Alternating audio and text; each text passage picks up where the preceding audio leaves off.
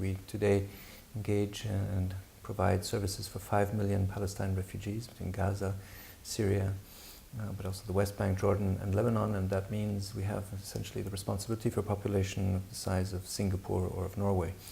And to be able to do that, we count on partners that are both creative, like the EU has shown that it can be, adapting to changes in the circumstances, like we had in Syria, for example, where of course from one day to the next with the beginning of the conflict, we had to find new ways to deliver education to people, but we also had to provide new ways to deliver the health services. And the EU has been very instrumental in adapting to these changing circumstances, enabling UNRWA to really be creative in that context. Well, I think it's very important to continue to engage in open information exchanges because the region is not becoming an easier one. On the contrary, I think many of the achievements that we have had through the support from the EU in terms of education standards and health standards in the Middle East, and UNRWA has one of the best records in terms of criteria and indicators in health and education in the region, is something that can be reversed now because of the effects of occupation, the blockade in Gaza, but also the conflict in Syria.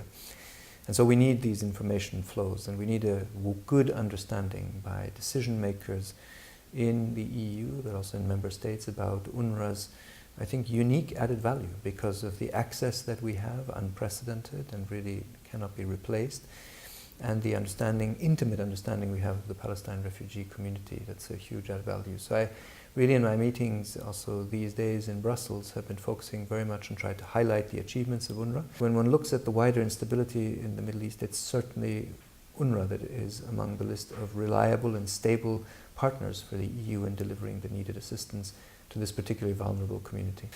And to signal to the EU our interest to take the partnership even further, also in strategic dialogue, but then also in how it translates into operational support on the ground.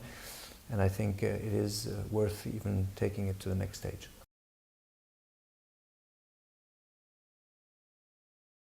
We are keen to look for partnerships in different contexts with NGOs, local, but also international, and other parts of the UN system. So this is of course something that we're very keen to do. So we do reach out a great deal, but at the same time, of course, we're very mindful of the fact that Palestine refugees expect UNRWA to be on the forefront of delivering these services. They have a very strong sense of identity related to UNRWA's role and mandate, and that's certainly something we will never accept to weaken. That's what we stand for, and we stand for not only the delivery of services, but also the advocacy for the rights and for the dignity of Palestine refugees. And this is something that also resonates in the European context because of the strong attachment of the EU to human rights and to overall values in its foreign policy. And I think there's an additional link there that we very much want to promote.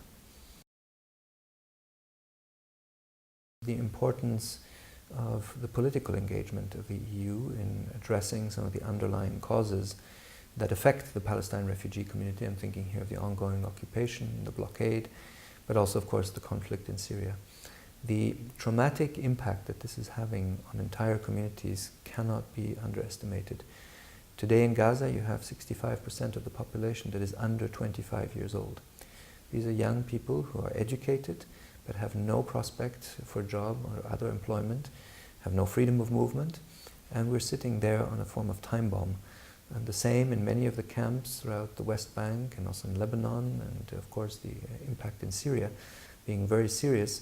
This is something that cannot be underestimated, and these are people who will ultimately also look for other opportunities, including to migrate to Europe. With all of the debates that we have in the European context about migration and others, it can still be addressed in the Middle East, but it has to be addressed not only through humanitarian aid, but also through political engagement, and we believe the EU has an important role to play in that regard.